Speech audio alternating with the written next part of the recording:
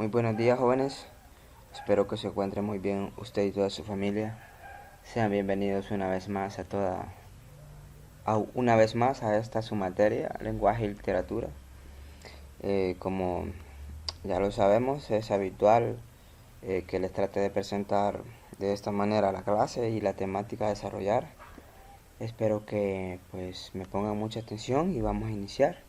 Solo recalcarles que este cuarto periodo es bastante corto, y pues tenemos dos clases. Esta sería la tercera y la próxima semana vamos a tener una evaluación que valdría el 35% porque va a ser una evaluación, una actividad un poco grande, pero después se las voy a, a detallar. Entonces este sería el tema a desarrollar: literatura del siglo XX, España y el mundo. De antemano les pido disculpas por algún ruido de fondo que pues no pueda controlar, por bullas de vecinos, animales, etcétera, ¿verdad? Entonces España estaba hablar un poco del contexto histórico español.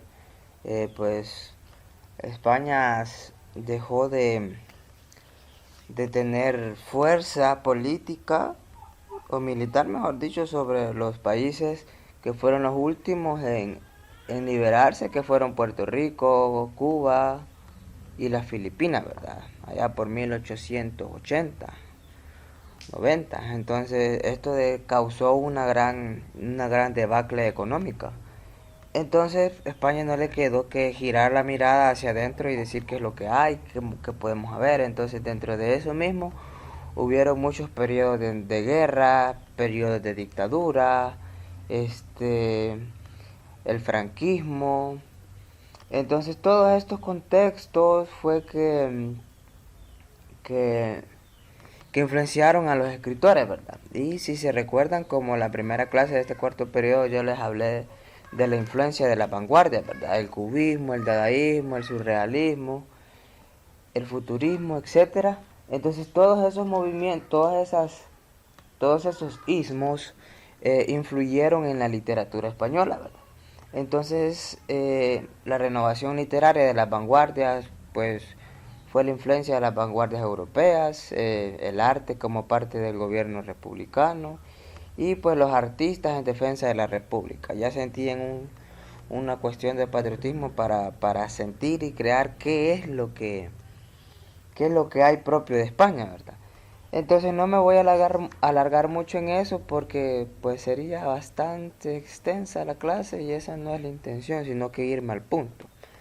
Ahora bien, ¿cuáles eran los movimientos o las escuelas o qué tipo de escritores había en España en este momento? Veámoslo. Acá tenemos las corrientes narrativas españolas del siglo XX. Podemos hablar de un par. Primera etapa del noventicismo, que fue un movimiento estético de principios del siglo XX, inicialmente literario, que se extendió a otros ámbitos de la cultura.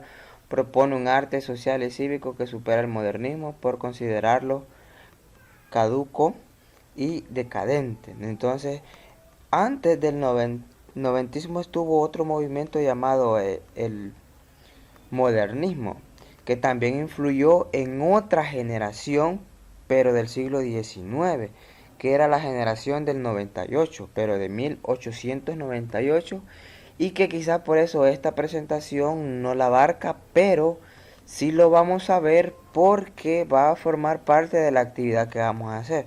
Ahí yo les voy a mandar un documento donde lo voy a detallar, pero eso va a ser después. Ahora sigamos. Segunda etapa, el vanguardismo. Aquí influyeron el creacionismo, el surrealismo, el futurismo, el dadaísmo, el cubismo, pero acá solo lo vamos a mencionar y no vamos a adentrar más.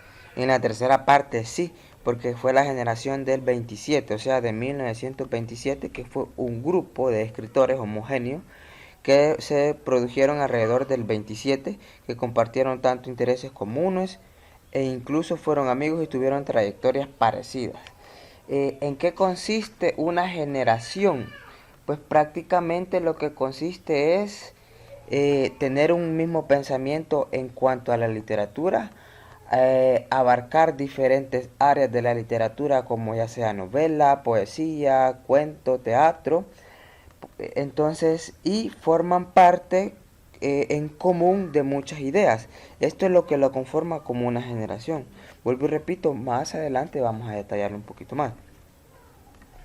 Ahora, adentrarnos un poquito en qué era lo que cada uno de estas corrientes tenía.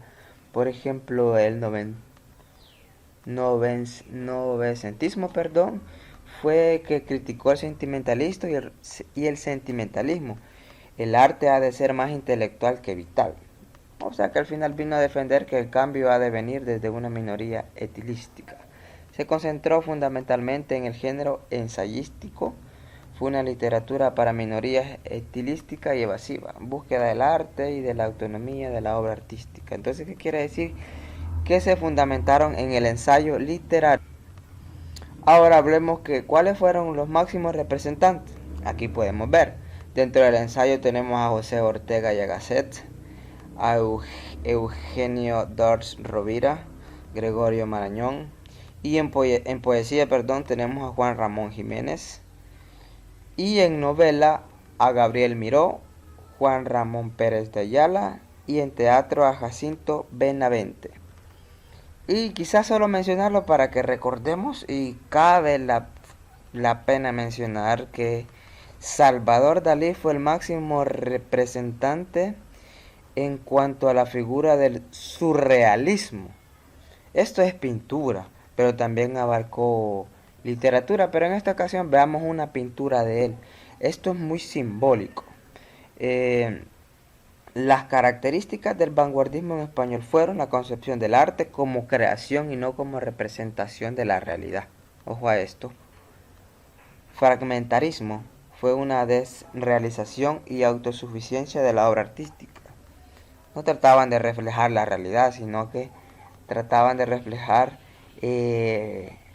su el psicoanálisis del cual estaban basados en un, en un personaje muy importante llamado Sigmund Freud.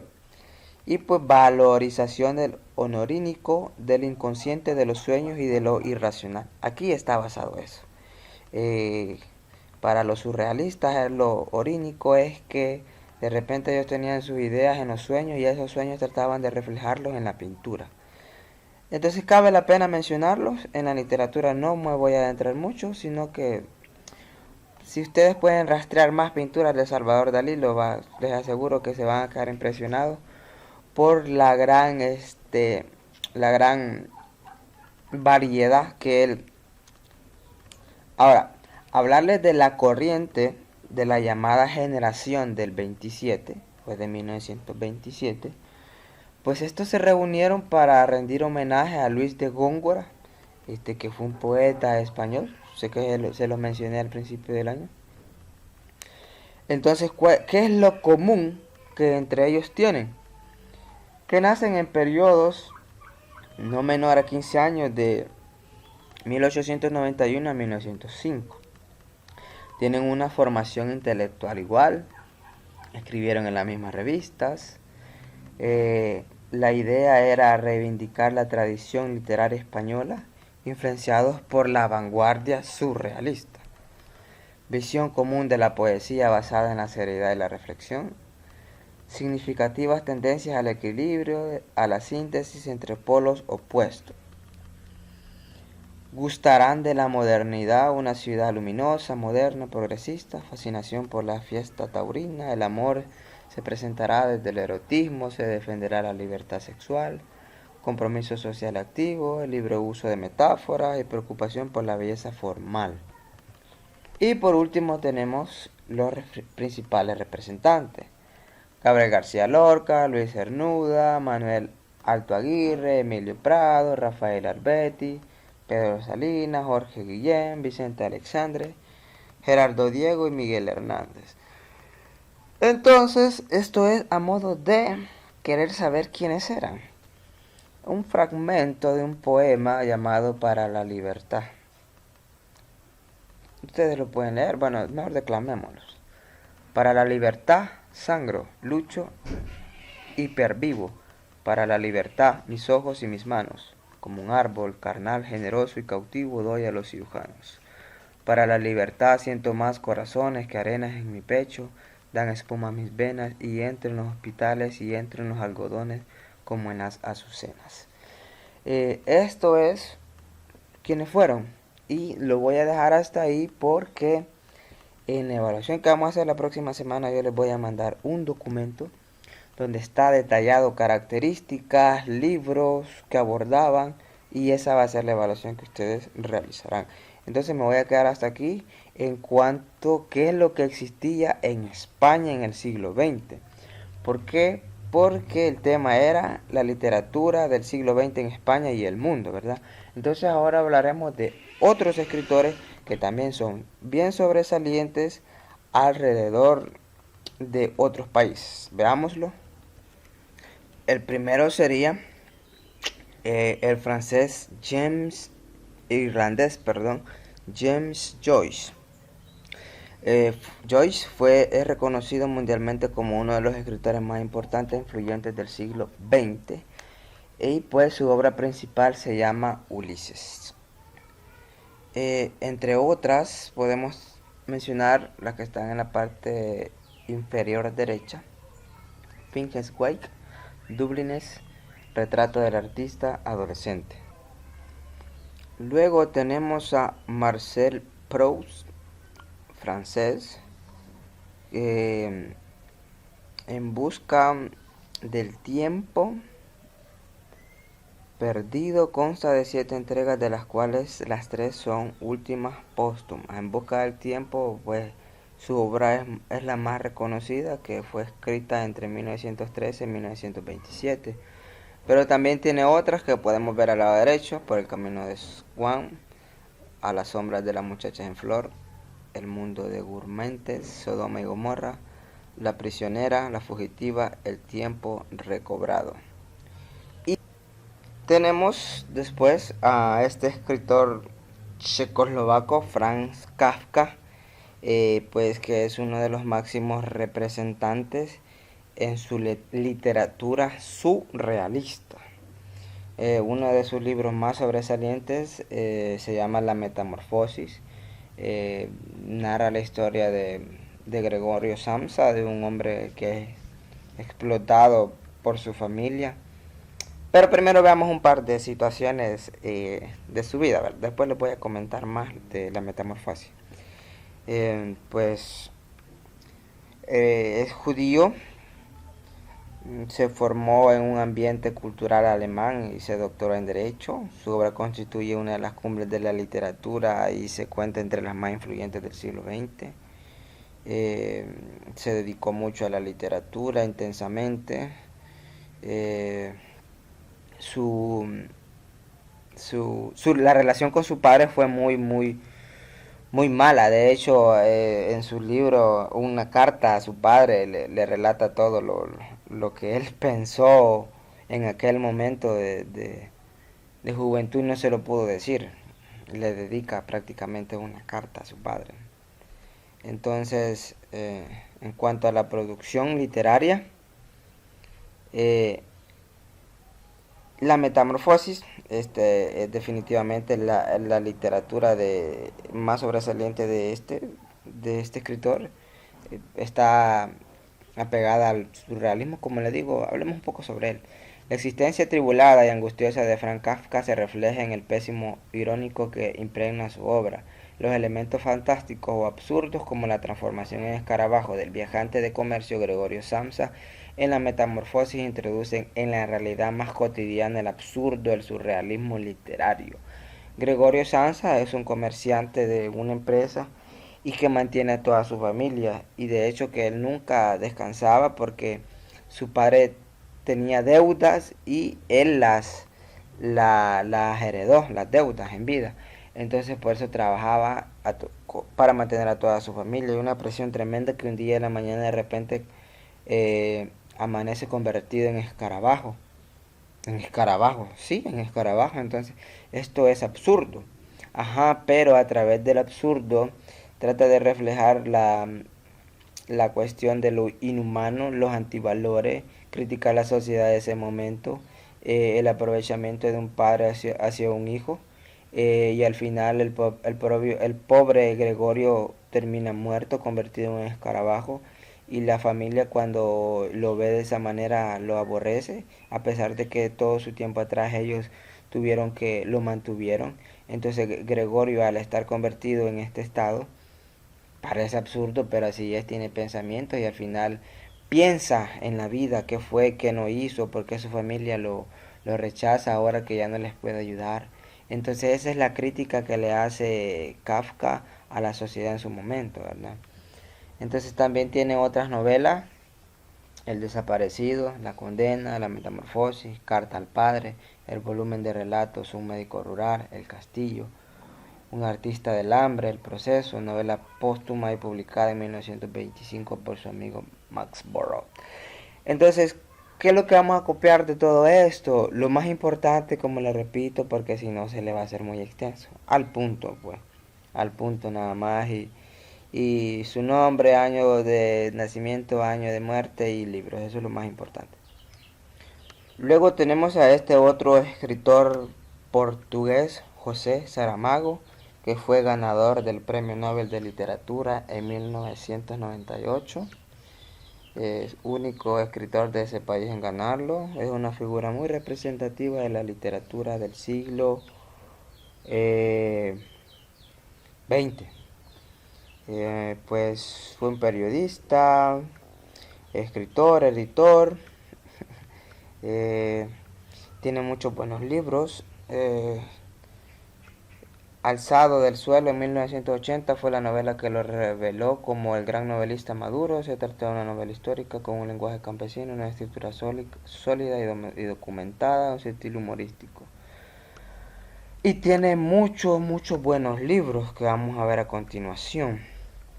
El ensayo sobre la ceguera es uno de los más sobresalientes, eh, que narra la historia de una ceguera blanca de repente, como si nada. Eh, un, una persona, un doctor mejor dicho, que va sobre, va conduciendo su auto y de repente se queda así en blanco. Entonces, y repentinamente todos los afectados con los que tuvo contacto van teniendo aquella ceguera de repente. Entonces llega hasta el punto de una pandemia, pues, palabra que es muy común ahorita, ¿verdad? Entonces, y son, los mandan a cuarentena en un lugar militar, porque prácticamente todo el que tiene contacto queda ciego, así lo llamaban, de una ceguera blanca. Entonces al final los recluyen, son marginados, algunos hasta son asesinados porque todos los meten como en un lugar grande, como un cajón, entonces y les dan la comida y todos ciegos, entonces ahí se ven muertes, ahí se ven atrocidades, ahí se puede ver lo más bajo del hombre, lo inhumano. Entonces todas estas situaciones es las que trata de reflejar José Saramago en sus libros. También tiene otro, como el Memorial del Convento en 1982, el año de la muerte de Ricardo Reis, el Evangelio según Jesucristo, el ensayo sobre la ceguera, el ensayo sobre la lucidez, entre otros. Entonces, estos son los escritores que han sobresalido, pero no solamente eso. Creo que la presentación olvida algunos, como por ejemplo Umberto Eco, que fue un escritor y filósofo italiano, eh, que citó las novelas en diferentes momentos de la historia para abordar situaciones urgentes como la humanidad contemporánea. Y uno de sus libros más sobresalientes es En el nombre de la rosa. También tenemos a otro escritor que hemos dejado por un lado, pero se los vamos a mencionar. El escritor llamado Ernest Hemingway. Es el escritor estadounidense donde sus obras tratan de representar la relación de la violencia entre el ser humano y la naturaleza y con sus semejantes. Uno de sus libros más influyentes es El viejo y el mar, que narra la historia de un pescador que enfrenta el éxito y la frustración simbolizada en la lucha contra un gran pez. También fue ganador del Premio Nobel de Literatura Hemingway. Y Por quien doblan las campanas, que es una novela literaria abordada sobre la tragedia en la guerra civil española. Y también por un lado podemos mencionar a Charles Bukowski, que fue otro escritor muy bohemio, por cierto, que quizás por eso algunos no los mencionan, porque su vida fue muy llena de adicciones, más que todo al alcoholismo. Pero bueno, tienen muchos buenos libros, ¿verdad? No vamos a hablar de sus adicciones, sino de la producción. Entonces, hasta aquí terminaríamos, jóvenes. Espero les haya gustado esta intervención. Agradecerle grandemente por su atención. Espero los apuntes por Google Classroom. Y estar pendientes para la otra semana. ¿Qué vamos a hacer la otra semana? El lunes 19, ustedes antes se pueden formar en grupos de 3. Yo les voy a mandar documentos y me van a presentar, me van a crear una presentación en diapositiva y me la van a explicar. Entonces, pero eso se los voy a detallar el lunes, claro, les voy a dar, no el mismo día, ese día les voy a decir cuándo. Y póngase buzo, como decimos en el buen salvadoreño, porque esa actividad vale el 35%. Las otras clases valen el otro 35%, ya llevamos 70%, y por último el examen de periodo. ¿Estamos? Eso sería todo. Bendiciones, pasen buen día. Hasta la próxima.